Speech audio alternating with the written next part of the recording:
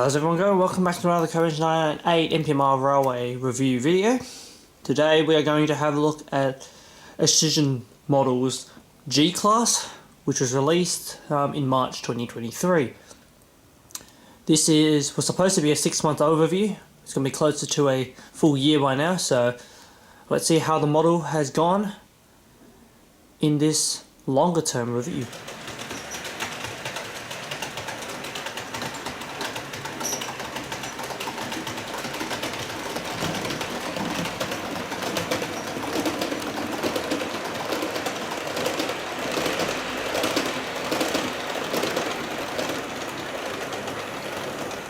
In this video we will be primarily highlighting the details and aspects of Locomotive G515, which is the DC variant of the models. We do however also have G513 of the same generation model, the 90s V-Line edition. This however is DC sound. We will have a little component about that, but our main model will be 515.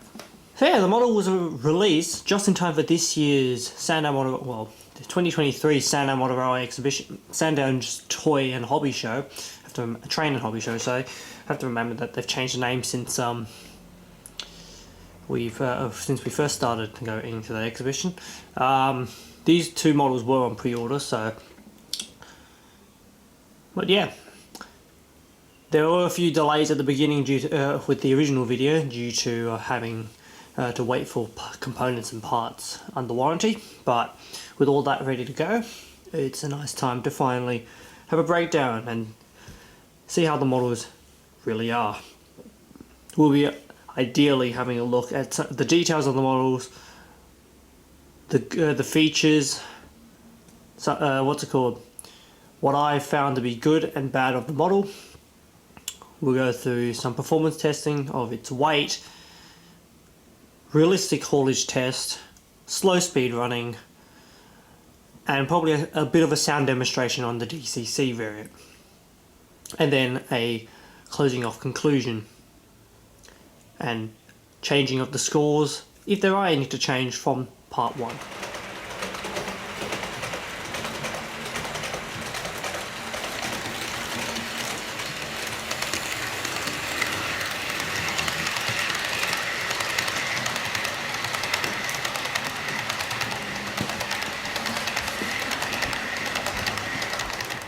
Alright, here we are. We've got it on the desk at the moment.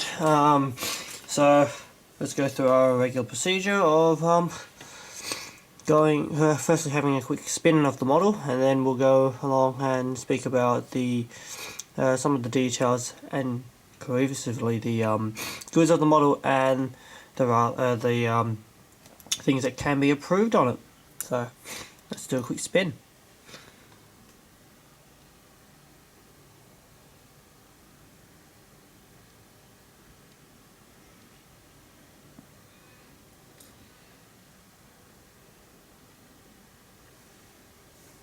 Alright, so we're going to start with close-ups. Starting on the first end of the model, which we're going to classify the first end as the end with the drivers. So as we can see, we've got two crew members fitted inside the cab, which is really nice, fully painted up and all that sort of things. And if I recall, depending on what livery you have, they do change in uniform colour based on the railway company, mostly. This model is fitted with the more current, newer style mirrors, so they are also very fragile. You get your MU sockets, MU cables fitted in the model as with the neutralizer fitted. You got the two ditch lights fitted. And then your standard detail on the front. They're pre-fitted with a Auscision manufactured knuckle coupler, which are easily replaceable with any other type of KD if you so fit. They also fitted correctly with the 5-chime Leslie horn as per the models, as per the real ones, which were the first and second series G class units. Also the BLs had them. Painting is crisp. You can see there's very sharp lines throughout the between the orange and the grey, so that's very nice to see. Got your builder's plate fitted, not etched, it is just painted. So onto the side you get your V-line logo. You got your portholes as well, which all the locomotives are fitted with. And then you've got your number plate. And your number plate is a it's not, well, it is technically etched. It's not brass. It's just, but it's I think it actually might actually be brass. And whatever. It's got a, it's basically a plate on top of it, so it's not a painted one, which is nice. You got your fuel tank, but your normal stuff. And you've also, as well as that, you've got your Flexicore bogies, which were, I think they're Flexi if I recall, which the G came standard with. Now we're on to the other end of the model. Once again, it's pretty much the same sort of thing as per the other side, without the drivers. Model comes fitted with directional headlighting. Top lights will go on in the forward direction, and then the markers will face depending on the direction of the model. On DC, with the DC models, you also have your marker lights operational. On DCC, they are switchable. You can switch them on, or you can run them switched off.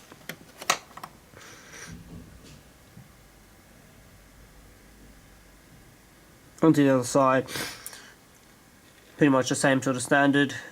Quickly looking at more of the roof this time. Got your a very nice fans and exhaust manifestors fitted, and a lot of your nice grills. Remember, this was the grill that was had to be fitted because it for some reason didn't arrive in the box. So yeah, definitely not a bad model. The goods of it is the model is very powerful. It's definitely able to handle a good rake. It's nice and heavy as well. Very high detail, as we can see there. So all is pretty decent with it. The accuracy is pretty much there, especially for this model. Anyways, there doesn't seem to be anything too obviously wrong with the model for the 90s variant. Onto some of the issues with the model. So, firstly, speaking about they brought out an 80s version because these locomotives came in service in the 80s, and the models actually arrived with a few of the 90s modifications on them as well. For some reason there was probably some form of mix-up, and they still got some of the 80s mods rather than just being full straight 80s, which would have saw no MU cables, the different style mirrors. They were fitted with different style mirrors. I recall they may have had the MUs. I think some of them had ditch lights also fitted. I'm not 100% sure. I don't have an 80s model. So they were more closely with the transformation period, which would occurred during the early 90s. But one of the other major issues which we've noticed with the Gs, and that's also alongside with some of the C class models, is the models have been arriving. It's more of a problem with the DCC models. That's supposedly some sort of wiring problem or some sort of decoder issue had been making the models randomly making their decoders smoke up, which kill the decoders in some cases, or sometimes you're lucky and they still work after, or sometimes you may lose some functionality of the decoders. That's not specifically an Auscision problem. That's more specifically a manufacturing of the chips at some point. But so that's just an unfortunate thing, and you have to look out for that. As I say, that's also occurring with the Auscision C classes. More obvious on the Cs though, rather than the Gs. But it's been very seen. It's also been very seen with Gs and BLs. One other issue I've noticed with this one, not specifically 515, more for 514 issue, 513 issue, sorry, the DCC variant, is there seems to be a weird rumble from the wheels, especially at higher speeds. Sounds which can be attributed to either the wheels not being 100% circular, or there's something off with the motor mechanism. So I've noticed that this one seems to be making it as well at higher speeds. At lower speeds it doesn't have that as much of a problem. It seems to be more of an issue again when I'm operating on DCC. So yeah, other than that, I don't think anything else is realistic a problem. The model looks good mostly. There are fragile parts as most models come. 513 actually came with a broken mirror. Replacement has been sent out. I haven't had the chance to fit it yet, unlike this one which had a missing grille that I already had the chance to obviously fit. Fitting a grille is a bit easier than fitting the mirrors. Yeah, so other than that, the models aren't too bad at all, but those have just been a few little issues that we've picked up over the last few months since the models have been more widely available. Alright, so let's have a look inside the model. We've got locomotive G513, which is the DCC Sound fitted model. Since this model has previously been opened up, I thought this would probably be a better model to have a look at. Also, we can have a look at the DCC arrangement for these models. First thing we're going to have a chat about is maintenance wise. So in terms of lubricating and maintenance, you don't actually need to get into the body. As per most Auscision models, you just remove the two side plates on the bogies and then remove the cover. Of course, it's recommended don't use anything which is metal on it. You can scratch the plastic. After that, you just put little drops of oil and of course let the model run and bed in the oil. Only a little bit's needed. These are 1/87 scale models, so cleaning the wheels can be done in the same process, so everything is accessible from the bottom. So let's get to opening the model. However, the model to remove the body is actually pretty simple on these ones. It's a lot simpler than some of the other models that have Auscision have brought out. Usually you would have to remove the couplers, where you can remove them and swap them out if need be by removing these screws. That will take the coupler box out. However, with these models, the bodies aren't actually held together by those screws. There are a number of clips on the side of the model. You just need to unclip. But once those are unclipped, you can slowly move the body off the chassis.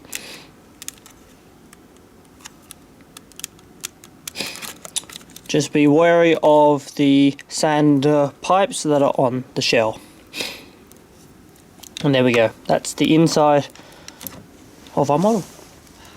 Alright, so taking a look on the inside of the model, we can see that it's a pretty standard sort of interior in size and electrical construction. You can have the DCC decoder, which is a Loksound V5 decoder, on this particular model anyways. So that's all your wiring and so forth. Of course you can access the gearbox on this side as well. Top shell is connected by a rather large cable, which allows the controls of all the separate lights. Taking a quick zoom in at this one little thing where the connectors are, there are two connectors on the inside of this model. As you can see, one is not in use at the moment. One is set for DC, and the slot it's currently in is the DCC arrangement. It allows the Loksound decoder to better control the lighting setup on the model, whereas on DC it's so you can have all the lights operational if you have it in the other slot. The unfortunate thing about this common issue that we spoke about earlier is, yes, the decoders many of these have had to be replaced, so this is the easiest way that they are replaceable. You can also see that the speaker housing is right here, which is nice. And they're connected through wires rather than being connected directly to the decoder, I'm pretty sure, with these ones anyways. So it means the decoder is able to be removed without needing to remove the speakers. Alright, so just putting the shell back on. As I say, remember to just watch out on these what's it called, sandpipes on the side. Make sure they're not folded in or not in the way of while you're closing it, because you would they are very hard to replace once they have been damaged. Make sure you check on both sides so that both sides go on correctly. As you can see over here, both of them have sprung in, meaning that they are now in the way and actually quite easy to be broken off. So just get this put back together, and then we'll head over to the layout to go and do some of our more practical tests of the model.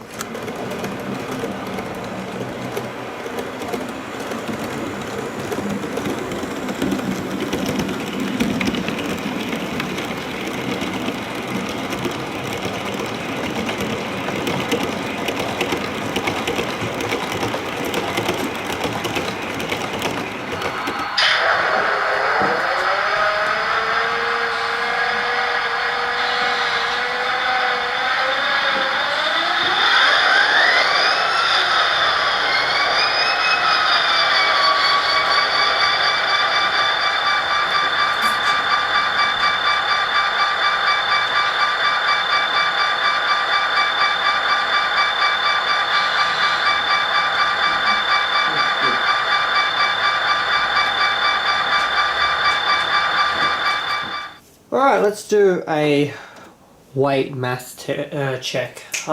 Technically it's mass, we have to remember, because these do cancel out the gravitational forces.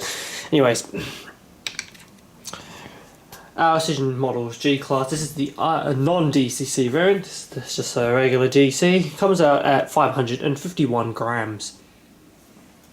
Alright, time for a quick voltage test and slow speed while we're at it.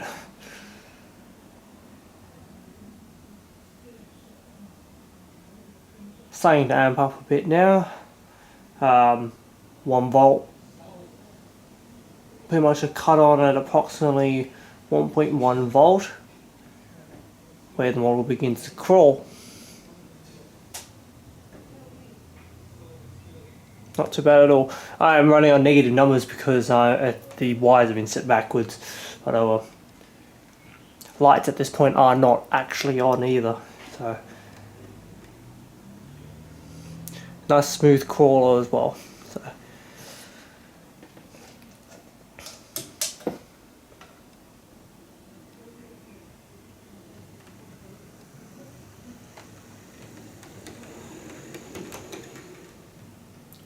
lights, rear light tail lights are illuminated from approximately 1.5 volts.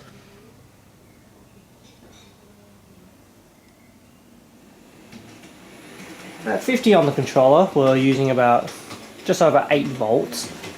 This is the sort of speed you get with the model.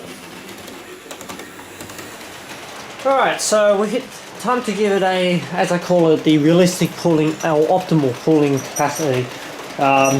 Rather than testing it theoretically with force meters or anything like that, because I don't have one, or testing with the same wagon and just putting the weight of those, because I also don't have enough that, to test the sheer brute of the locomotive. We've got a fleet of 10 Victorian grain wagons and 14 box wagons. In real life, the Gs could handle pretty much what this would be. Approximately 20 apex wagons on the quarry trains, or around 20 wagons, cement wagons on their own, so not too bad.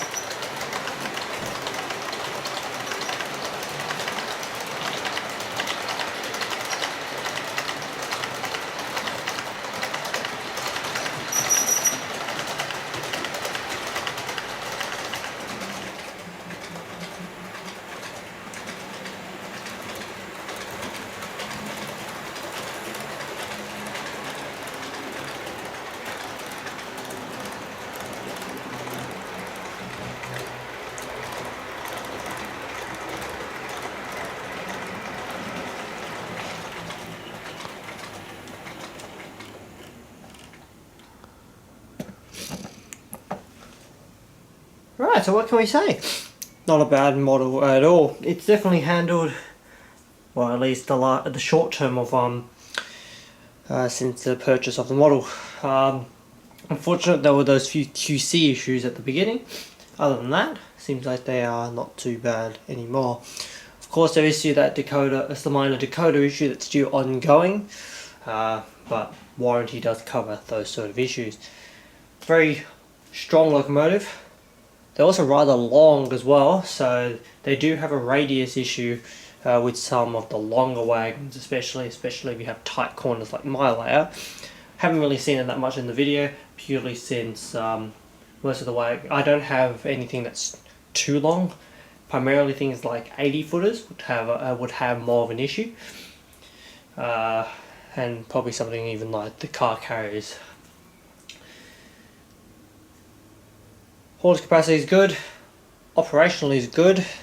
Sound wise, on the CCC sound version, there should be a demo somewhere in the video, which would have actually been a shot when it was being tested. That would have been during its. That's also a shot that will also be seen in a future video. But that what's it called? Doesn't sound too bad at all. They're on the rather quiet side comparatively, especially when sitting next to the B class locomotives. But the Bs are, whatever reason, those are a lot louder. So, but this they still fit pretty well with the Cs anyways. The speakers seem to be pretty matched in those pairs. Detail wise are great. Areas of details and all, obviously they're rather fine and easy to break, but with extra care they should be rather fine.